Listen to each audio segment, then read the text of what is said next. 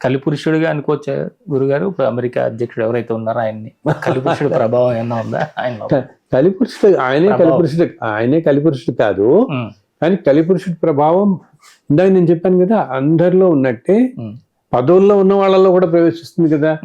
So వాళ్ళలో ప్రవేశించి ఇప్పుడు జరిగేవన్నీ కూడా దుస్సంఘటనలు, దుర్ఘటనలు, చాలా మంది కష్టాలు కలిగించేవి కదా.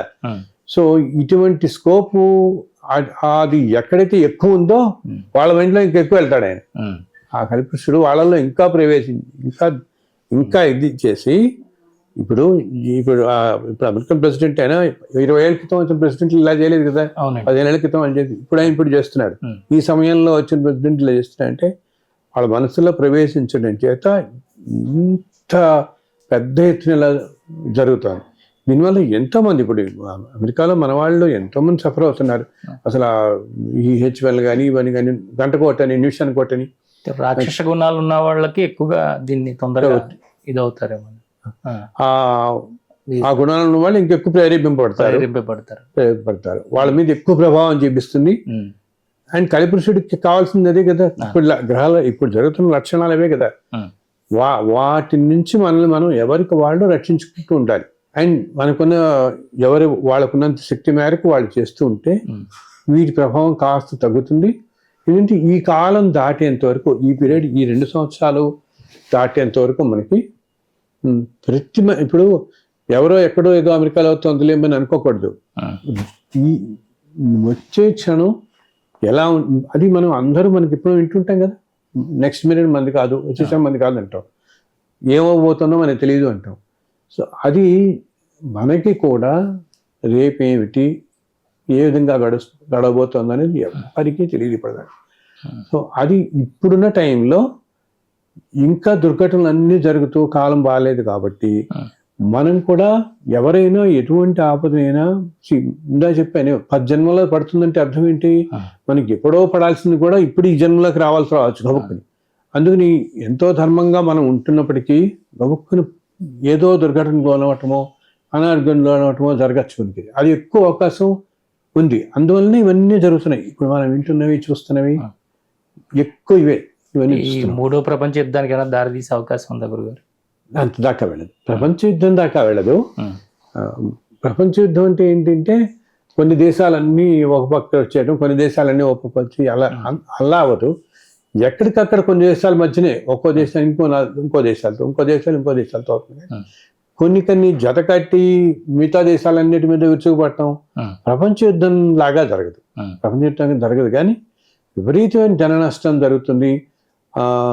మనుషులు ఏంటంటే అసలు ఏమాత్రం విచక్షణ అనేది లేకుండా ఈ దేశాధిపతులు వీళ్ళందరూ ప్రవర్తించటం కానీ, దానివల్ల సామాన్య ప్రజల్లో ఇబ్బంది, ఎకానమీ చాలా దెబ్బతినటం కానీ, నిత్యావసర వస్తువులు కొనుక్కోలేకపోవటం, అసలు ఒక్కో రోజు 4-5 రోజులు మార్కెట్కి వెళ్ళాలంటే కూడా జనం భయపడిపోవటం, అటువంటి పరిస్థితులు అన్నీ వస్తాయి.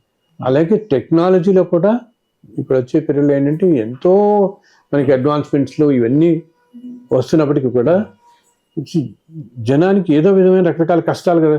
సో ఉన్నట్టు ఒకరోజు ఫ్లైట్స్ అన్నీ కూడా స్టాండ్స్లుగా అయిపోవటం ఈ మధ్య అమెరికాలో చాలా జరిగింది. ఇలా ఎన్నో దేశాల్లో మనకి అది కూడా ఏంటి జనం అంతా ఇబ్బందిలో ఉండటం కదా. వీటి వల్ల ఇప్పుడు ఒకే రోజు ఒక 600 ఫ్లైట్స్ క్యాన్సిల్ అవుతున్నాయి అనుకోండి. ఎన్నో చోట్ల ఏదో చిన్న టెక్నికల్ ప్రాబ్లం, ఎక్కడో ప్రాబ్లం రావడంతో సో 600 ఫ్లైట్స్ క్యాన్సిల్ అంటే ఎంతో మంది వాళ్ళు వెళ్ళాల్సినవి, వాళ్ళలో కొంతమంది ఏదో అనారోగ్యంగా ఉన్న తల్లిలో తన చూడడానికి వెళ్తుంటూ ఉంటారు, ఏదో పెళ్లిళ్ళకి వెళ్తున్న వాళ్ళు ఉంటారు. పాపం రకరకాల ఫ్లైట్ ఎక్కుతున్న వాళ్ళు అందరూ తొందరగా వెళ్ళాలి, ఏదో అవసరం మీద ఈ బిజినెస్లు పనులు వాటితో పాటు ఇటువంటివి కూడా ఉంటాయి కదా. ఎమర్జెన్సీస్ మీద అత్యవసరంగా వెళ్ళేవాళ్ళు ఒక్కసారిగా కాల్చలేకపోయాయి అంటే అది దానివల్ల ఎంతో కష్టం కదా.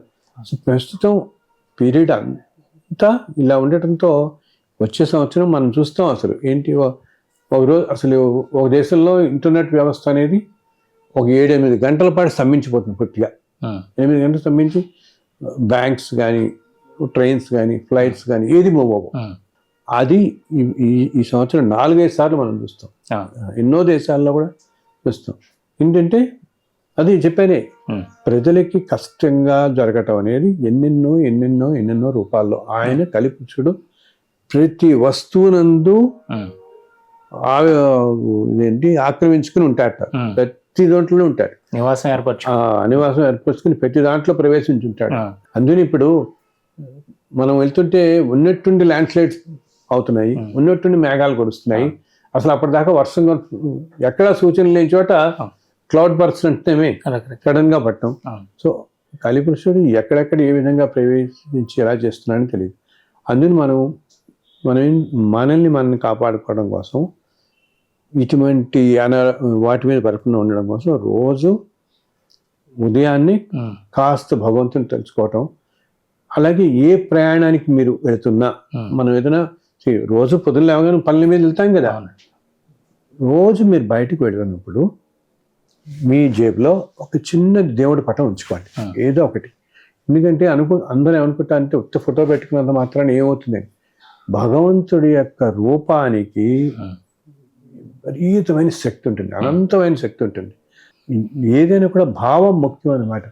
నువ్వు ఎప్పుడైతే ఓ ఫోటో పెట్టుకుని నాయనా నువ్వు నాతో ఉన్నావు అని భావన చేస్తావో, ఆయన అలాగే మన దగ్గరే ఉంటాడు. ఆయన వెంటనే ఇప్పుడు ఫ్లైట్స్లో వెళ్తుండ్రు. కానీ ఎందుకు ఇప్పుడు కాలంలో నేను చెప్తున్నాను, వీటన్నిటితో పాటు హైవే రోడ్ యాక్సిడెంట్స్ ఎక్కువ అవడానికి చాలా స్కోప్ ఉంటుంది. Road accidents. సో ప్రతి చోట మన హైవేస్ మీద వెళ్ళే వాళ్ళందరూ ఇందాక చెప్పినట్టు సాయంత్రం ఎటువంటి పరిస్థితుల్లో రాత్రి 6 నుంచి ఉదయం 8 దాకా వీలున్నంత వరకు హైవే మీద ట్రావెల్ చేయకండి. నైట్స్ ఓవర్ నైట్ హైవేస్ మీద వెళ్తారే, బికాజ్ ఆ టైంలో ఇటువంటి అనేక ప్రమాదాలు రావడానికి చాలా అవకాశం ఉంది ఈ సంవత్సరం. ఇటువంటి పరిస్థితులు రాత్రి కావాలంటే పొద్దున 5:30, 6 కన్నా మొదలుపెట్టి వెళ్ళండి. కానీ నైట్ అంతా ఈ 12 గంటల వీటిల్లో ట్రావెల్లోనే పెట్టేసుకునేలాగా పోద్ది. మామూలుగా రోజు మీరు బయటకు వెళ్తున్నప్పుడు ప్రతిరోజు మీ ఇష్టదైవాన్ని తలుచుకోండి, ఆ రోజంతా చల్లగా గడవాలని. దాంతోపాటు ఒక చిన్న ఫోటోనో లేకపోతే చిన్న పుస్తకం, కొంతమందికి హనుమాన్ చాలీసా పెట్టుకోవటం అలవాటు, కొంతమంది స్వామివారి వెంకటేశ్వర సుప్రభాతం జేబులో పెట్టుకుని ఉంటారు, చిన్న సుప్రభాతం పుస్తకం అనమాట. లేకపోతే చిన్న లలిత సహస్రనామం పుస్తకము, ఏదో ఒకటి. ఏమీ లేకపోయినా చిన్నది దేవుడి ఫోటో ఒకటి జేబులో పెట్టుకుని, అసలు హనుమాన్ చాలీసా పెట్టుకోగలిగితే చాలా మంచిది. అలా హనుమంతుడు ఎప్పుడు మనతో కాపాడుతుంటాడు. అది మనని రక్షిస్తుంది అనమాట. ఎలా రక్షిస్తారంటే ఇందాక చెప్పినట్టు మీరు ఏదైనా వాళ్ళ ప్రారంభ కర్మల వల్ల, ప్రస్తుత కాల పరిస్థితి వల్ల ఒక పొరపాటు తప్పటడి వేయబోయినా ఇప్పటి మనతో ఉన్న భగవంతుడు పక్కలేస్తాడు. మీకు నమ్మకం ఉన్న ఏ స్తోత్రాల పుస్తకం అయినా ఏదైనా మీతో పాటు ఉంచుకోండి. ఫోటో కానీ, ఓ పుస్తకం కానీ, లేకపోతే రామాయణమో భారతమో ఏదో వీలుంటే మనం పెట్టుకోవచ్చు. ఆ పాకెట్లో పెట్టుకునే సైజులో చిన్న భగవద్గీత పుస్తకం కానీ ఏదైనా ఒకటి పెట్టుకుంటే అది బాగా కాపాడుతుంది. ఇవన్నీ ఏంటంటే తేలిక విధానాలు నేను చెప్తున్నాను. వీటి నుంచి బయటపడడానికి తేలిక విధానం ఏంటంటే, సత్యం గారు, మనం ఎన్నో కుటుంబాల్లో చూస్తున్నాం, అనేక రకమైన ఇబ్బందులు పడుతున్నారు మనుషులు. అసలు ఊహించడం అన్నమాట. చిన్నతనంలోనే అనారోగ్యాలు రావటము, ఇలా పాపం ఏదో పూజ చేసుకుని ఉంటే గబుక్కున మనకి ఏదో అగ్ని ప్రమాదం జరగటం కానీ, ఎన్నో రకాలు చూస్తున్నాం. పరిశ్రమల వాళ్ళందరూ కూడా, నేను ప్రతి ఒక్కరికి ప్రోగ్రామ్ చూస్తున్న వాళ్ళు చెప్తున్నాను, వాళ్ళకి తెలిసిన industries, chemical industries, pharma industries, ఇటువంటి వాళ్ళందరూ కూడా చాలా జాగ్రత్తగా ఉండాలి. ఎస్పెషల్లీ నైట్ షిఫ్ట్స్ టైంలో ఈ బాయిలర్స్, రియాక్టర్స్ అవి ఉంటాయి, వాళ్ళు చాలా జాగ్రత్తగా ఉండాలి. ఏంటంటే జాగ్రత్తలు అంటే ఏంటి, రెగ్యులర్ మానిటరింగ్ చేసుకుంటూ, రెగ్యులర్ చెకప్స్ చేసుకుంటూ, ఎక్కడ లీకేజీలు ఏమీ లేకుండా. అది ఇప్పుడు టైంలో మామూలు కంట 10 రెట్లు ఎక్కువ చేయాలి, జాగ్రత్త పడాలి. మామూలుగా వాళ్ళు ఏంటి, వీక్లీ వన్స్ ఇన్స్పెక్షన్ అనేది ఉందనుకోండి, వాళ్ళకి వీక్లీ ట్వైస్ పెట్టుకోవాలి. ఇప్పుడు అంటే వారానికి 3 సార్లు ఇన్స్పెక్షన్ చేసుకుంటూ ఉండాలి, ప్రతి 2 రోజులకి ఇన్స్పెక్ట్ చేస్తూ ఉండాలి. అది అన్నిటినీ ఇప్పుడు ఫ్లైట్స్ కానీ, ట్రైన్స్ కానీ, వీళ్ళు ప్రతి ఫ్లైట్ జర్నీ ముందు కూడా ఫ్లైట్ని ఒకసారి ఓవరాల్ చెక్ చేస్తారు. అలా చేసే వాళ్ళు కూడా ఇంకా 1కి 4 సార్లు కేర్ఫుల్గా తీసుకుంటూ, ఏమాత్రం ఎక్కడా కూడా మనం అవకాశం అనేది, స్కోప్ అనేది లేకుండా జాగ్రత్త తీసుకోవాలి.